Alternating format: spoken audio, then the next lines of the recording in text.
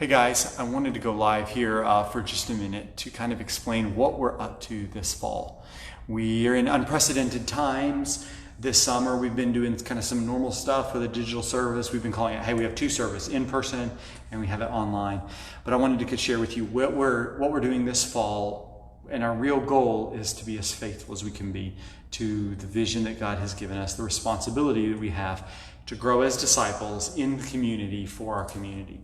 So anyway, it's kind of we're calling it Growing Together. We've got 4 parts to it. 1, Church on Your Block. We have people with a range of different feelings. Used to we had people with 2 different feelings, 2 groups. Now we've got people with like 5 different feelings about what to do and how to handle things, what's safe and what's not safe.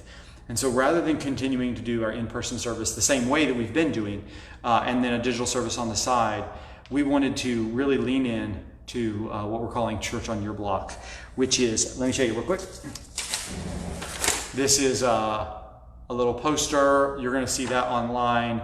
If you go to belgiumchurch.com/growing together, you'll see that, and we'll be putting more and more resources and information as we go ahead. So we're calling it Growing Together. First one is Church on Your Block. Every week, we're going to be putting together a digital service so that we can have church on all of our blocks.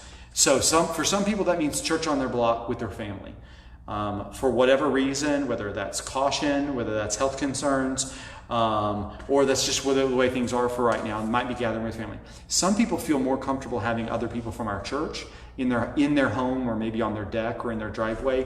And so Church on Your Block may include being with other people in that. And then other people might want to invite your neighborhood and say, if I invited you to a church on my deck, we'll be using a video service from our church, would you be interested in coming to that? I would love to see that kind of church on every block.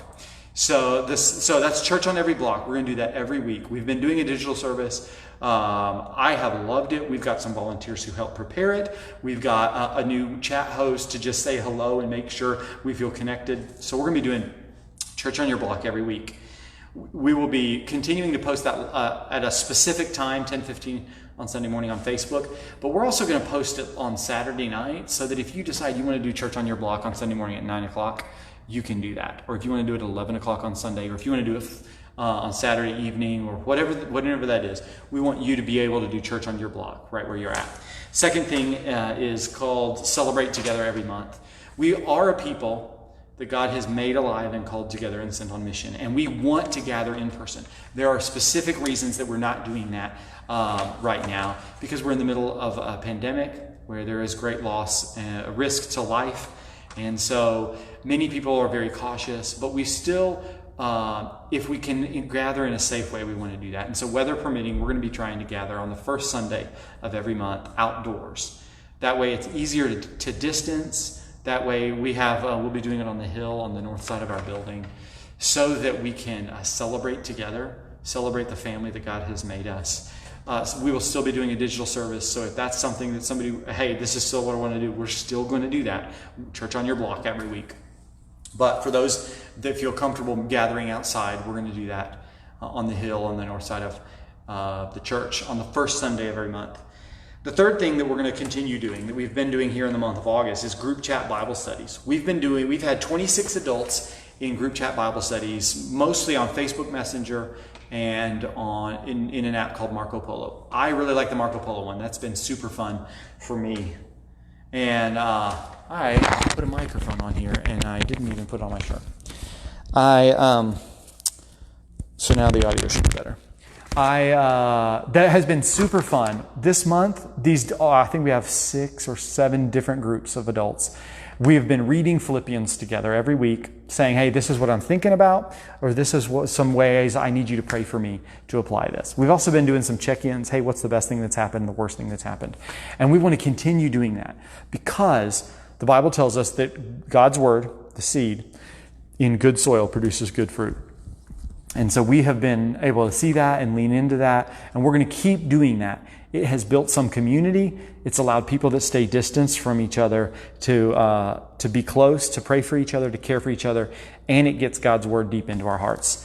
And then the third thing that we're going to do together, or the fourth thing, it's called Growing Together boxes. We are going to be getting together boxes, some for families with young children and some for families without young children, that have a few things in them. But the idea is that we grow as disciples right now. And can we, while for different reasons we don't gather as often or as many people together, can we grow as disciples? So there's going to be resources appropriate for the different boxes. We're going to have resources that help us grow right where we're at. And not just grow, but live on mission. So I'm really excited about some of the resources we're putting together for the first boxes. But in addition to some resources, we're going to do some projects together. We're not just, it's here discipleship boxes, but it's growing together boxes. We want to grow together. And so some projects we can do together. The first box that I'm really excited about is called Love Your Neighbor, where we are going to be taking what Jesus said is the second greatest commandment, love your neighbor as yourself.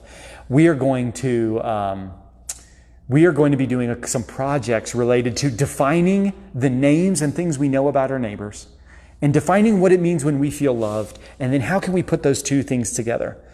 Sometimes we're not literal enough, and we just go, oh, love your neighbor. That means something about people that are around you, instead of thinking, you know what?